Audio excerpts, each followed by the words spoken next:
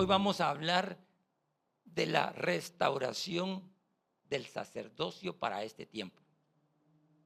Porque es lo que ha estado abandonado, es lo que ha estado olvidado.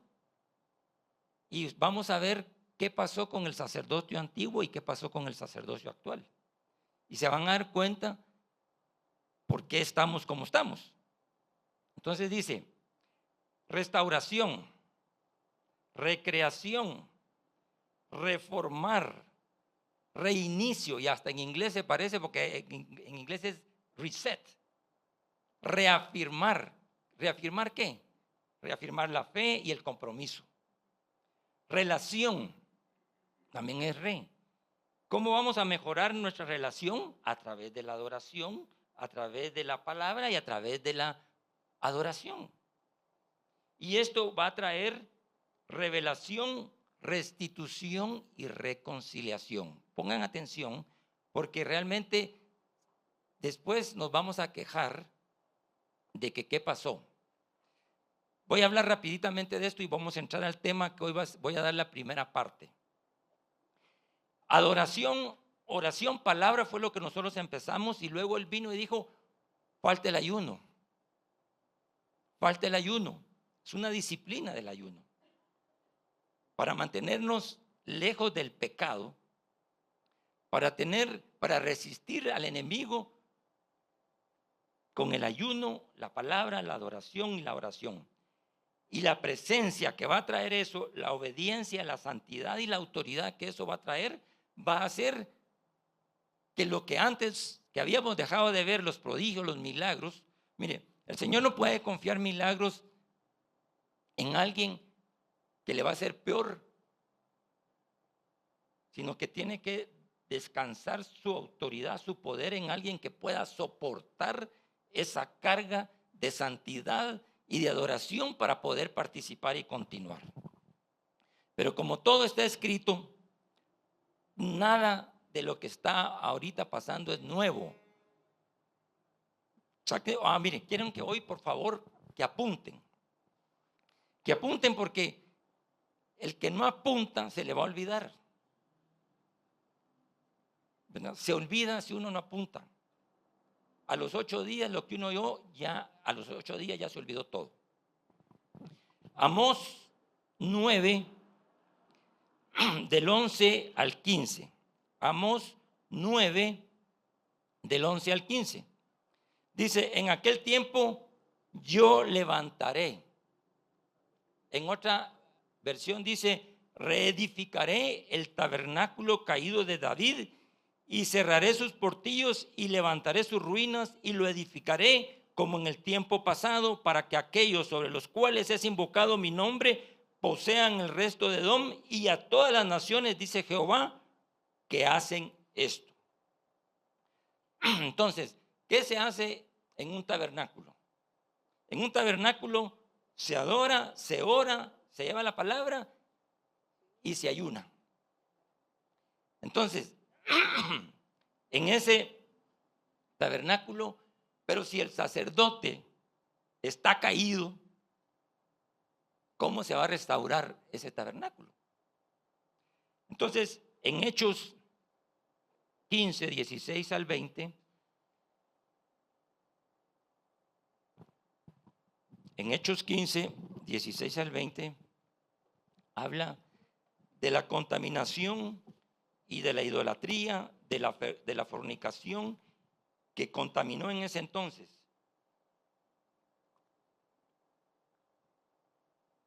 Pero con la restauración del sacerdocio se puede restaurar el tabernáculo. Entonces vamos a empezar desde el principio. ¿Cómo es que Dios quería que fuéramos o que fuera su pueblo? Hay dos pueblos: el pueblo de Israel, la iglesia y el mundo. Esos son los tres componentes que siempre han existido y seguirán existiendo: el pueblo de Israel, la iglesia y el mundo.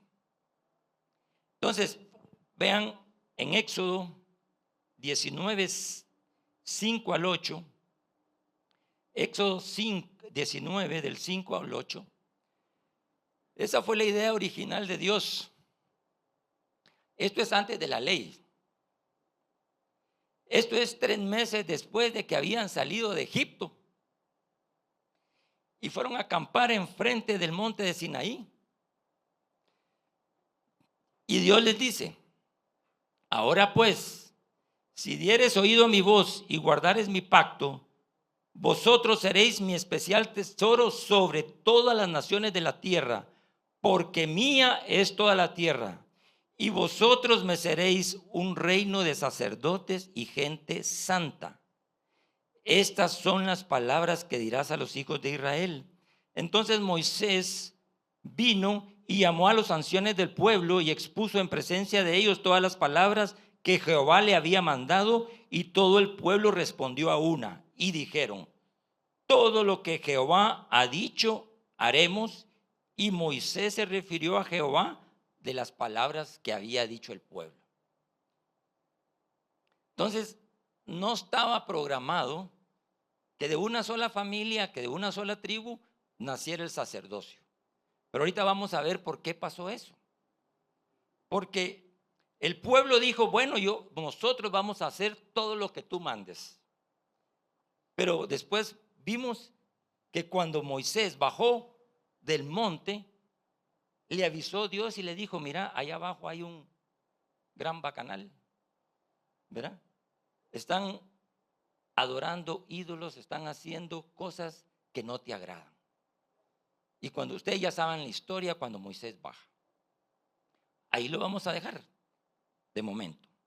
Luego vamos a ir a Primera de Pedro. Aquí ya no estamos hablando del Viejo Testamento, no estamos hablando de lo anterior, sino que aquí es Primera de Pedro 2, del 4 al 6.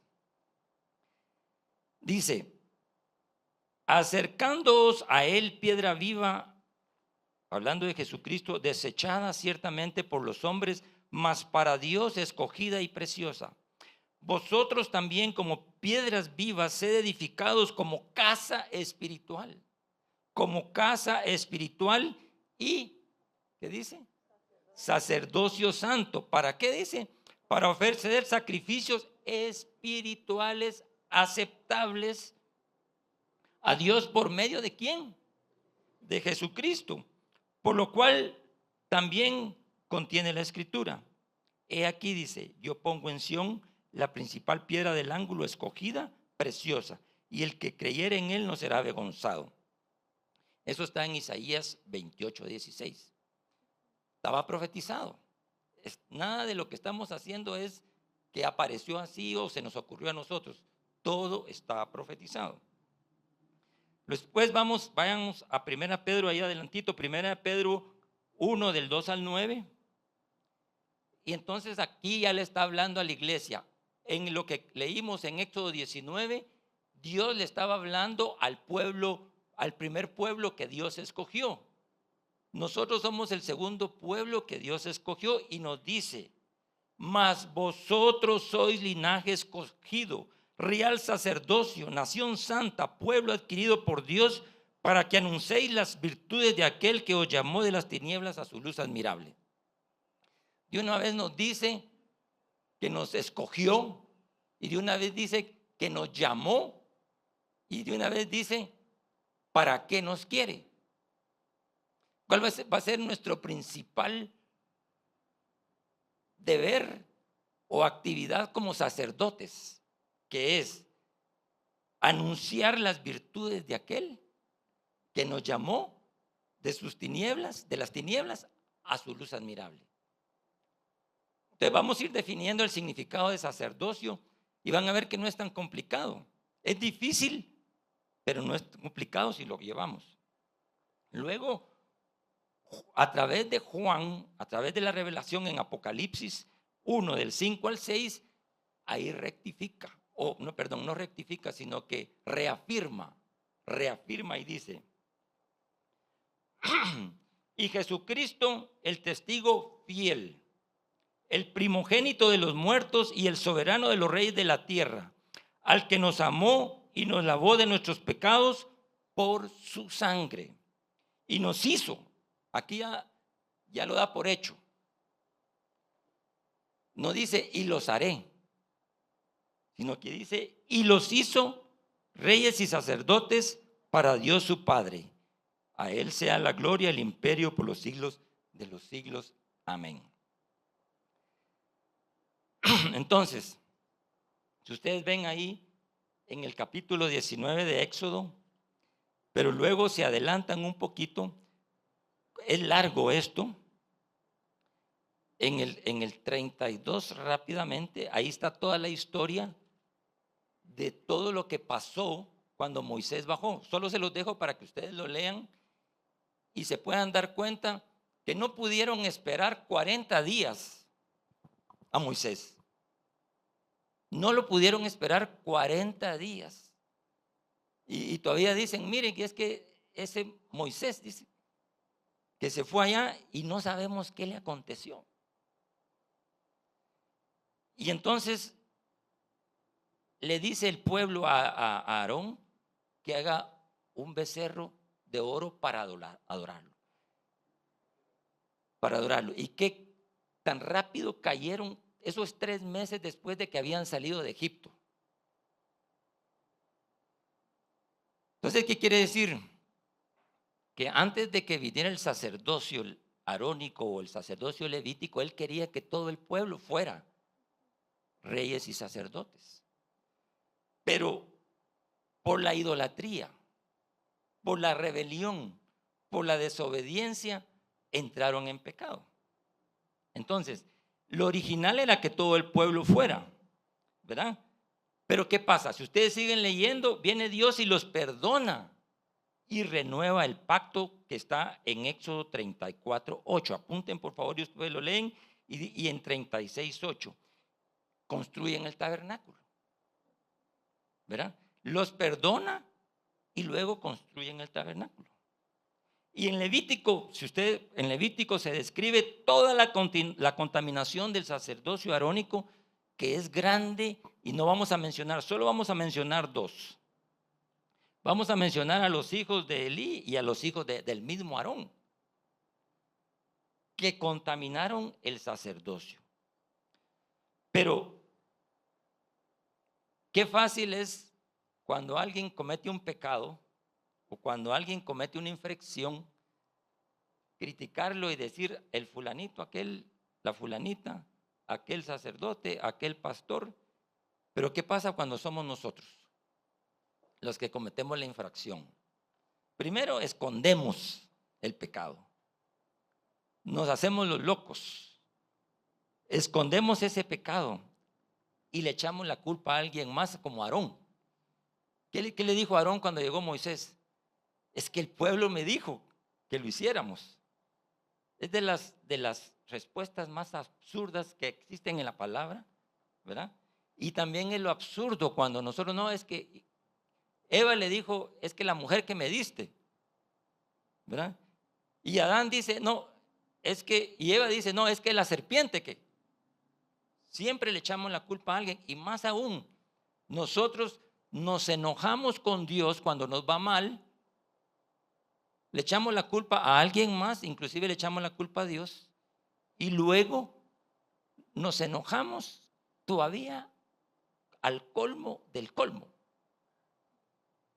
Y por nuestras propias infracciones, por nuestros propios pecados, por nuestras propias rebeliones. Afortunadamente, la gracia y la misericordia van delante de nosotros, ¿verdad? Entonces, cuando Dios nos disciplina como hijos, es una cosa diferente cuando viene la ira de Dios. Afortunadamente, no hemos sido puestos para la ira de Dios. Entonces, vamos a mencionar las características y algunas funciones y deberes del sacerdocio. Y vamos a ir viendo que tanto en Abraham como en David como en Moisés se cumplen funciones sacerdotales y funciones de otro tipo. Primero, que el sacerdote tiene que ser escogido por Dios. Así como les dijo, diles a tu pueblo que yo los voy a escoger porque quiero hacerlos sacerdotes, nación santa, para mí, la escogencia. Luego, tal vez lo que es más importante en el sacerdocio, que ustedes estaban viendo que Moisés ahí, en el capítulo 32, Moisés se convierte en un mediador entre Dios y el pueblo. Porque hay un versículo que dice que Dios no se arrepiente, pero aquí si ustedes leen ahí va a ver que Él se arrepiente de destruir a todo el pueblo. Es para lo que Él se arrepiente solo cuando nos favorece a nosotros. Porque Él dijo, Moisés le dijo, no los destruyas, porque si no, ¿qué van a decir tus vecinos que arrasaste con tu pueblo? Entonces dice que Dios recapacita y los perdona. Ahora bien, ¿qué hizo también Moisés? Se volvió intermediario. Él en el tabernáculo se metía, la nube llegaba, él recibía todo y después él les comunicaba. Era un mediador y un intermediario y era un mensajero también. Él llevaba el mensaje de Dios para el pueblo. Malaquías 2:7. En Malaquías 2:7 también habla, porque dice que los labios del sacerdote han de guardar la sabiduría y de su boca el pueblo buscará la ley, porque mensajero es de Jehová de los ejércitos. Entonces, ¿qué quiere decir? Que hoy vamos a quitar el paradigma que el sacerdocio es aquel que se tiene que poner un traje, que tiene que andar vestido de otra forma, aunque en ese entonces los sacerdotes tenían una vestidura especial. Pero no se trata de lo de afuera, sino que se trata de lo de adentro, de no contaminarse. Entonces, otra cosa que tiene que ver el intercesor es que sea, el sacerdote es que sea intercesor. Y esa palabra intercesor, yo creo que solo el 99% lo cumple y son mujeres y unos cuantos hombres.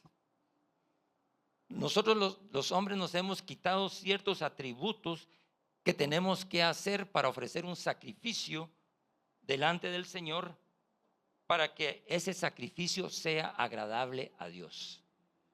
Entonces, ¿qué más tiene que hacer el sacerdote? Y por eso pusimos esa última alabanza, porque el sacerdote tiene que apartarse, tiene que limpiarse, que purificarse, santificarse para poder entrar al lugar santísimo. Y sabíamos que solo se podía entrar al lugar santísimo para expiar los pecados del pueblo una vez al año. Y sabemos toda la historia que el sacerdote tenía que amarrarse y entrar al lugar santísimo atado de una cuerda con una campanita, porque si el sacerdote no entraba limpio, se iba a morir. Entonces tenían que jalarlo para sacarlo muerto. Entonces, ¿qué ha pasado o qué pasó con el sacerdote, con el sacerdocio anterior y con el sacerdocio actual? Ambos se han contaminado, ¿verdad? No podemos decir qué pasó exactamente, pero podemos leer en Apocalipsis a las 7 iglesias. Todo lo que Juan a través de Jesucristo les dice a las iglesias. Y solo una iglesia salió aprobada. Entonces, ¿qué quiere decir? Que ambos sacerdocios se han contaminado. Pero aquí viene lo más importante. Pero cuando Cristo murió, se rasgó el velo del templo para simbolizar que su sacrificio expió los pecados de la humanidad y abrió el camino a Dios para todos, ya no solo para los judíos, sino que para todos. Y ese velo que se rompió era el velo que separaba el lugar santísimo del lugar santo. El lugar santísimo solo los sacerdotes y afuera solo el pueblo, que estaba separado de Dios por el pecado y que anualmente tenía que hacerse eso. Entonces, vamos a ir viendo que eso solo podía pasar una vez al año. Pero ahora, en este nuevo tiempo, en este nuevo pacto, el velo que es un símbolo de Cristo, único camino al Padre, Ahora el camino hacia el lugar santísimo está abierto para todos, tanto para judíos como para gentiles. Y en Mateo 27:51, ahí es donde se narra cuando Jesús expiró. Antes de expirar dijo, consumada es, expiró y se rompió el velo en el templo. Entonces, fíjense pues que durante el tiempo de la vida de Jesús, el Santo Templo en Jerusalén era el centro de la vida religiosa judía y era en el lugar donde se llevaban a cabo los sacrificios de animales y la adoración, estrictamente de acuerdo a la ley de Moisés, que era seguidamente fielmente. Y en Hebreos 9:1 al 9 nos dice que en el templo había el velo, que ya los mencioné, ¿verdad? Pero que en Isaías 59:1 también hablaba del sumo sacerdote que tenía permitido entrar, que también ya lo mencioné, ¿verdad?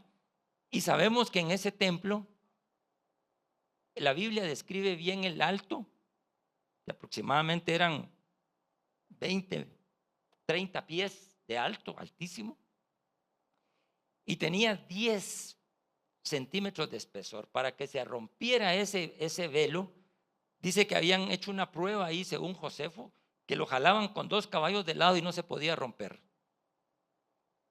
Pero cuando vino el cumplimiento del tiempo y que Jesús nació y murió, entonces se rompió el velo. Y cuando se rompió el velo, ya tenemos libre acceso al trono de la gracia. Y esa es la diferencia entre el sacerdocio antiguo y el sacerdocio actual.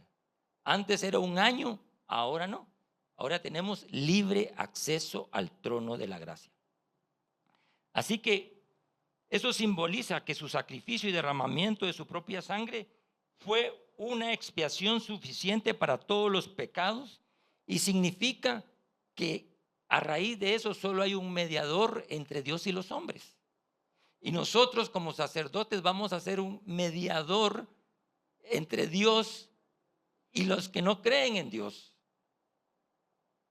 Si nuestra familia todavía no cree en Dios, nosotros tenemos que ser esos mediadores, esos intercesores, esos voceros, que podamos llevar las palabras de salvación para, como dice la palabra ahí, para anunciar las virtudes de aquel que nos sacó de las tinieblas a su luz admirable. Miren, qué feo es estar en tinieblas, honestamente. Nosotros ahorita porque ya estamos en otro nivel. Pero imagínense que tanta ignorancia, caer en tanta idolatría, creer, estar en tanta hechicería, contaminación. Y entonces, cuando Robert vino aquí, él dijo que había percibido 3 cosas que estaban afectando no solo a la iglesia nuestra, sino que a todas las iglesias, y que no es nada nuevo lo que él vino a decir, porque no hay nada nuevo. Y él dijo que la hechicería, que dijo, hechicería, ¿qué otra cosa dijo? Racismo, la religiosidad, perdón, la religiosidad va primero. Y la religiosidad de este tiempo, oigan, pongan atención. La religiosidad de ese tiempo les impidió a los sacerdotes reconocer a Jesús. Solo para que vean cómo es la religiosidad. Caifás, Edom, eran los 2 sumos sacerdotes de ese tiempo. Y ellos mismos entregaron a Jesús. Háganme el favor. Entonces,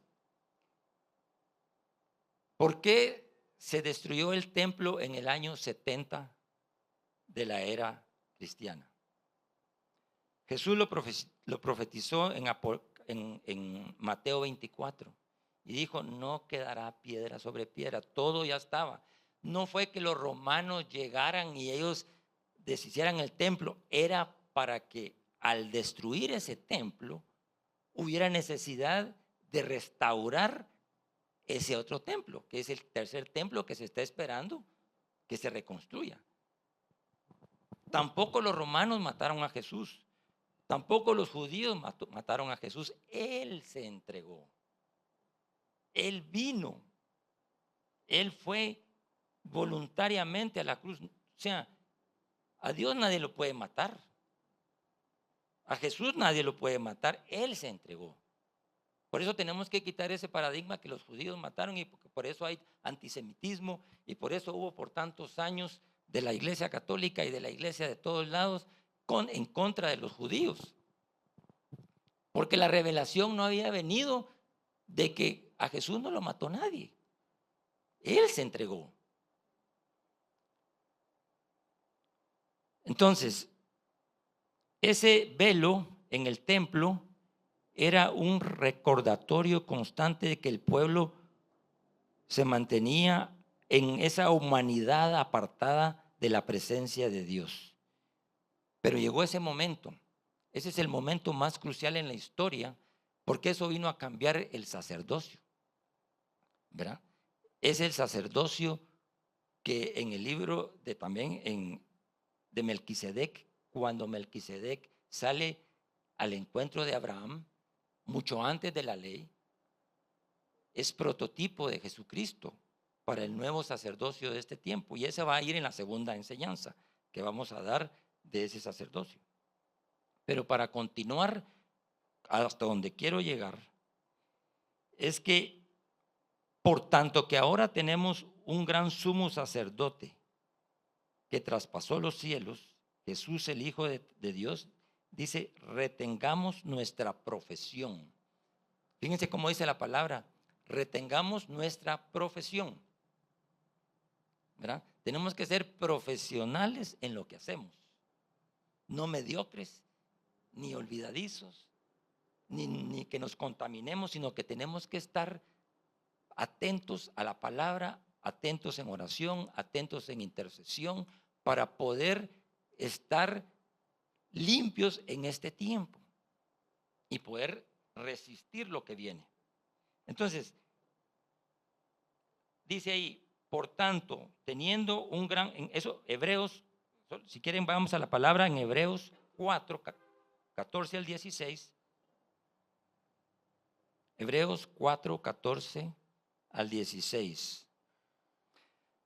Por tanto, dice, teniendo un gran sumo sacerdote que traspasó los cielos, Jesús el Hijo de Dios, retengamos nuestra profesión, porque no tenemos un sumo sacerdote. Aquí viene lo más importante, miren, que no pueda compadecerse de nuestras debilidades, sino que fue tentado en todo según nuestra semejanza, pero sin pecado. Acerquémonos pues confiadamente al trono de la gracia para alcanzar misericordia y hallar gracia para el oportuno socorro. Miren pues, el mismo Dios, el mismo Jesucristo, que es el sumo sacerdote, Él se compadece de nuestras debilidades. Y esto sí, a mí sí porque uno creería que Dios no se da cuenta que somos hombres, que somos pecadores y que Él está consciente de eso. Dice que Él se compadece. Y entonces que él mismo fue tentado, pero en su semejanza de hombre, pero sin pecado. Y luego dice, acerquémonos pues confiadamente al trono de la gracia para alcanzar misericordia y hallar gracia para el oportuno socorro. Entonces vemos que en el sacerdocio antiguo se contaminó por rebelión, pero Dios también los perdonó y les dio la ley después. En el sacerdocio actual también Dios nos ha perdonado y nos dio la ley, pero nos dio libre acceso al trono de la gracia. Y entonces eso es la gran diferencia de este nuevo sacerdocio. Y como estábamos en el tiempo de los reyes, vean que en Efesios 2, 1 al 21 habla de la reconciliación por medio de la cruz y por medio de la sangre de Cristo. Y de una vez ahí dice que hay un ministerio de la reconciliación. Quiere decir que el sacerdote, además de todo, tiene que tratar, así como Cristo nos vino a reconciliar con Dios y nosotros también tenemos que tener ese ministerio. Y ese no es un ministerio de Pablo ni el ministerio de Pedro, sino que ese es el ministerio de todos los que creemos que somos esos mediadores, ¿verdad? Y también que ahora sabemos que somos templo del Espíritu Santo y que somos templos portátiles para llevar la gracia, el favor, para llevar la presencia, para llevar la palabra, para llevar todo lo bueno que Dios tiene y que ha depositado en nosotros a través de los frutos del Espíritu.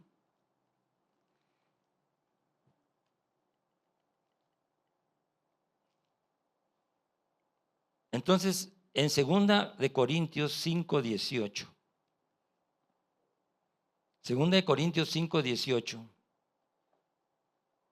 dice la palabra: todo esto proviene de Dios, quien nos reconcilió consigo mismo por Cristo y nos dio el ministerio de la reconciliación, como que dice ahí. En esta versión dice como sacerdotes. Y entonces, lo más importante es, como dice en 1 Corintios 7:1, limpiémonos pues de toda contaminación de carne y de espíritu, que es uno de los papeles más importantes que tenemos que tener como cristianos para no estar contaminados de todo lo que se ha contaminado, tanto el sacerdocio antiguo como el sacerdocio actual. Limpiémonos pues de toda contaminación de carne y espíritu, santificándonos, dice, en el temor de Jehová.